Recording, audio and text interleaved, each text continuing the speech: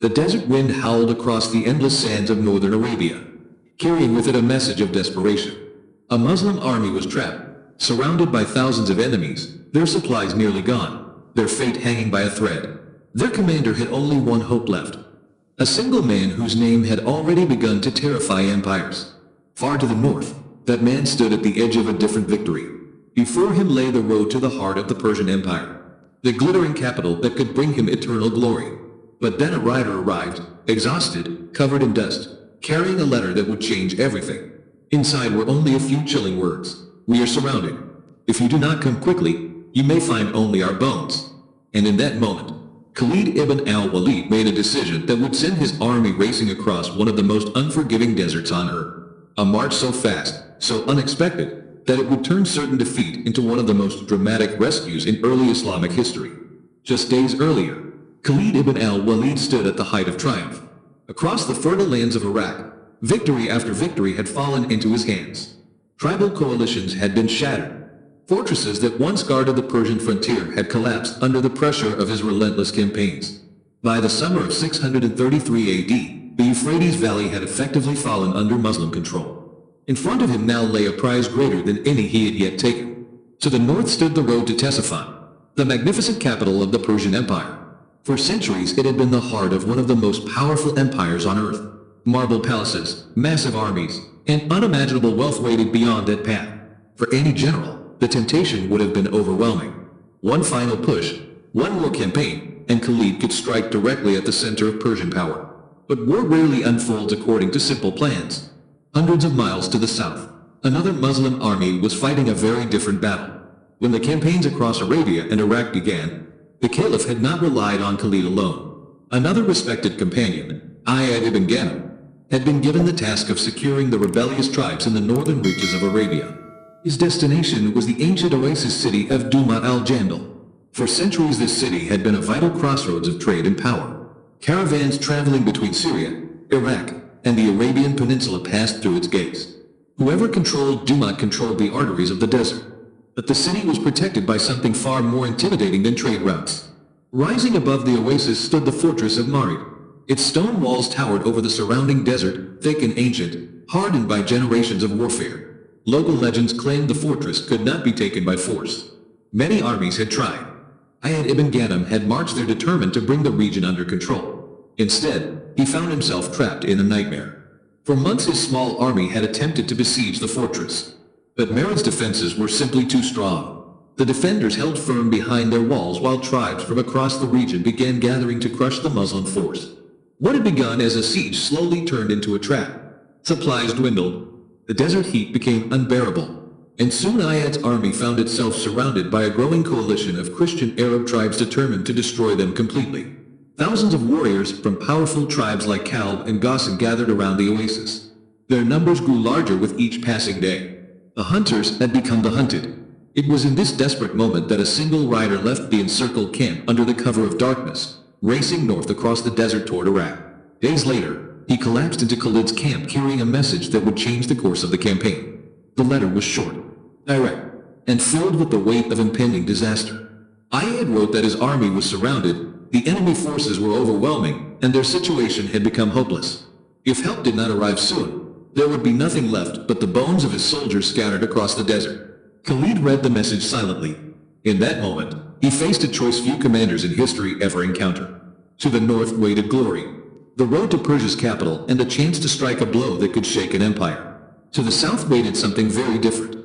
A brutal march through the great Nafud Desert, one of the harshest landscapes on earth, to rescue an army that might already be too late to save. For most generals, the decision would have taken days. For Khalid ibn al-Walid, it took only a moment.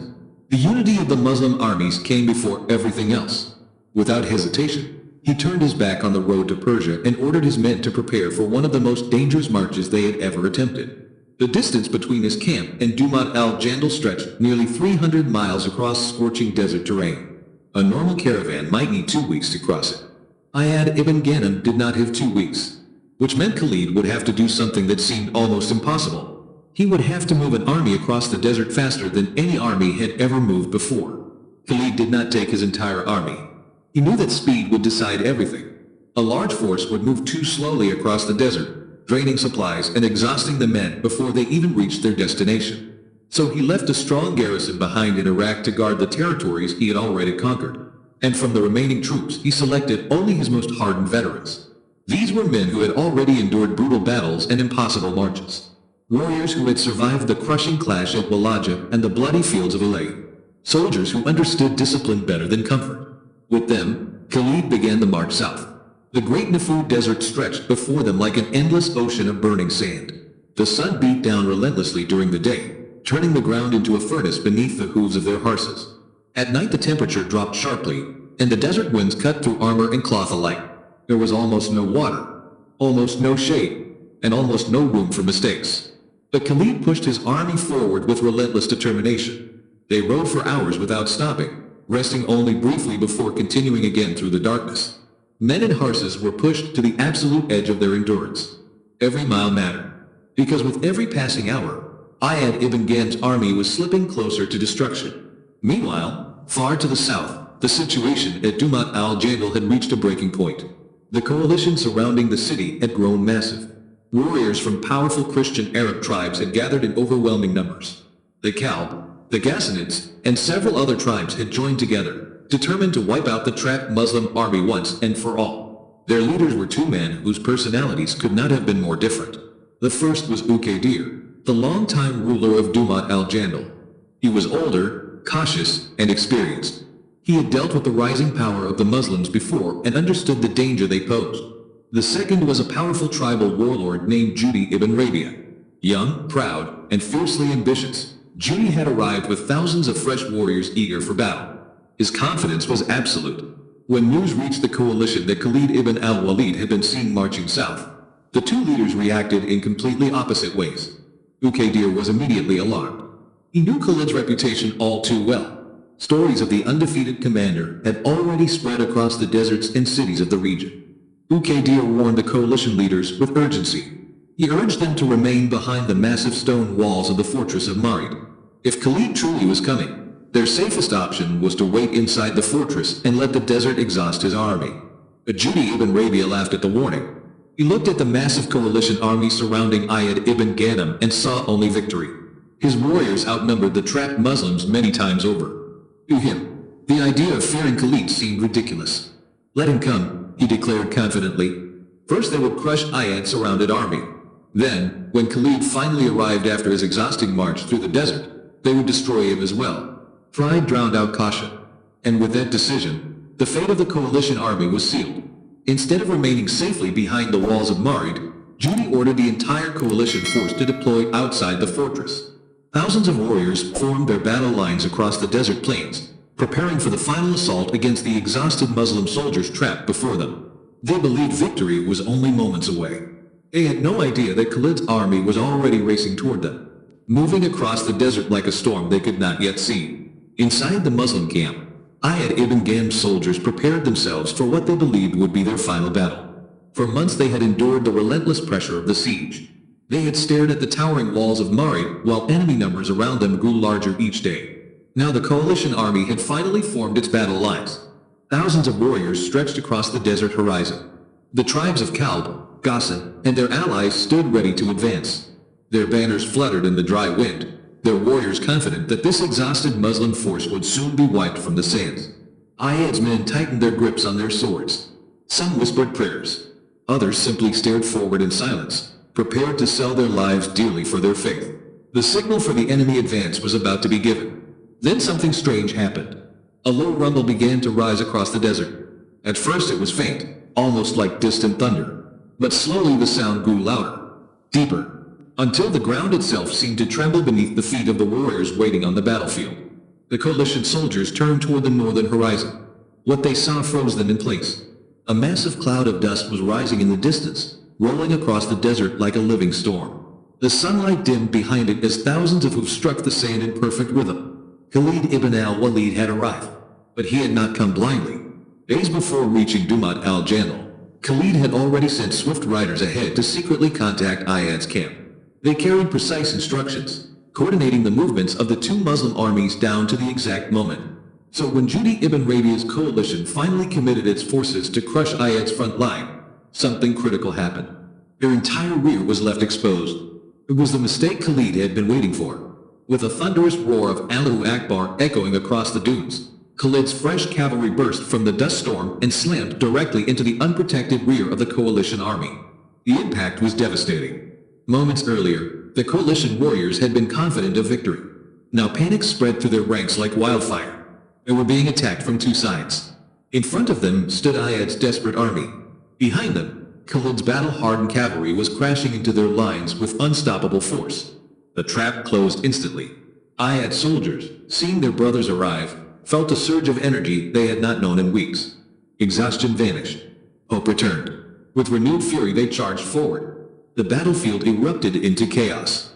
The coalition warriors found themselves caught in a crushing vice, unable to advance against Ayad's line and unable to retreat from Khalid's relentless assault. Fear spread faster than steel.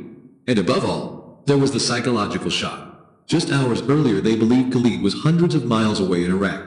His sudden appearance shattered their confidence completely. The coalition army broke. Warriors fled in every direction, dropping weapons, abandoning formations, desperately trying to escape the tightening trap. Judi ibn Rabia, the proud warlord who had mocked the warnings of Ukaydir, suddenly found himself surrounded. The thousands of warriors he had led into battle were gone, scattered by panic and defeat. Captured alive, his arrogance vanished in an instant. Ukaydir, the cautious ruler of Dumat al-Jandal, had already sensed the disaster unfolding. Before the battle had even fully erupted, he attempted to flee toward the open desert. But Khalid had anticipated that as well. Patrol units had already spread across the surrounding routes, cutting off every escape path. Ukaydir too was captured. With their leaders gone and their army shattered, the battlefield fell silent. The desert floor was littered with the remnants of the coalition force that had once seemed unstoppable. Yet one obstacle still remained. The fortress of Marid still stood above the oasis. The surviving defenders fled behind its towering walls and slammed the massive iron gates shut. For centuries that fortress had resisted every siege thrown against it. They believed it would protect them once again. But Khalid had no intention of settling into a long siege. His army had just crossed hundreds of miles of desert at incredible speed. Their victory in the field had ignited their spirits, and Khalid understood something crucial. Momentum in war could be more powerful than iron walls. He ordered an immediate assault. The Muslim soldiers surged toward the fortress with unstoppable determination. Ladders rose against the walls. Warriors hammered against the gates with ferocious energy. The defenders looked down expecting to see a tired army. Instead they saw a force that seemed unstoppable. The unity of the two Muslim armies, reunited after months of hardship, had created a wave of momentum the defenders could not withstand. Their resolve collapsed. The gates of Marid were breached. The fortress that had been considered unconquerable fell within hours. The Battle of Dumat al-Jandal ended in total victory. The grand coalition that had threatened to destroy the Muslim forces in the north was shattered. Their leaders were captured, their fortress taken, and their armies scattered across the desert. But perhaps the most powerful moment came after the battle. Amid the smoke of the conquered fortress, Khalid ibn al-Walid finally met Ayad ibn Ghanem.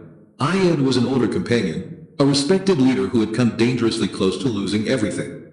Khalid, the later convert but unmatched commander, had marched through one of the harshest deserts on earth to save him. When the two men met, it was not a meeting of rivals. It was the meeting of brothers. That moment symbolized something deeper than victory. Khalid had turned away from the road to the Persian capital, from glory and conquest, simply to save a fellow Muslim army. That unity became the foundation of the rational victories that would follow. With Dumat al-Jandal secured, Khalid now controlled the strategic crossroads linking Iraq, Syria, and Arabia. His reputation spread even deeper among the desert tribes. To many of them, he was no longer simply a commander. He was a force of nature. After allowing his exhausted troops time to rest and organizing the newly conquered region, Khalid prepared to march back toward Iraq. But while the sword of Allah had been deep in the desert, his enemies had begun to move. Persian commanders and surviving tribal forces believed Khalid was gone for good. They thought he was trapped in the distant sands of Arabia.